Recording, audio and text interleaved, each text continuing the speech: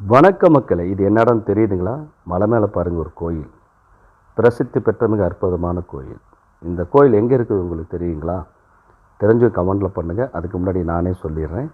இது நாமக்கல் மாவட்டத்தில் மிக பிரசித்தி பெற்ற புகழ்பெற்ற இது என்னன்னு சொல்லுவாங்க பார்த்திங்கன்னா நைனாமலை அப்படின்னு சொல்லுவாங்க. நாமக்கல் மாவட்டத்தில் பார்த்திங்கன்னா வினைத்தீர்த்தபுரம் சொல்லக்கூடிய புதஞ்சந்தைக்கு அருகில் இருக்கக்கூடிய நைனாமலை பொன் வரதராஜ சுவாமி கோயில். இதுதான் இங்கே மலைப்பாதை செப்பனை பண்ணிகிட்ருக்காங்க. அதெல்லாம் பார்க்குறோம். படி தான் பார்த்திங்களா, இது படி கிட்டத்தட்ட 1500 படி இருக்குது. இந்த படி வழியாக போனால் இப்போ மலைப்பாதை வேலை செஞ்சிட்ருக்காங்க. இதுதான் அந்த மலைப்பாதை பாருங்கள். மலைப்பாதை மேலே போகுது மலைக்கு. இனிமேல் பஸ்ஸில் போகலாம், வண்டியில் போகலாம், எல்லாமே பண்ணலாம். சரிங்களா மக்களே? இதான் நயனாமலை மலைப்பாதை மேலே போகிற இடம்.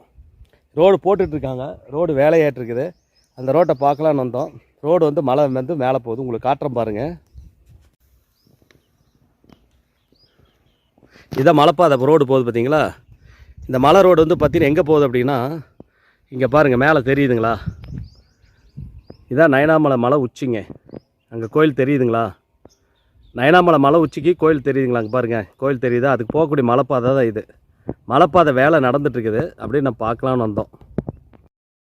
இந்த படி வேலை நம்ம மேலே ஏறலாம். இப்போ மலைப்பாதை போட்டுட்ருக்காங்க. அருமையான ஒரு புண்ணிய ஸ்தலம்.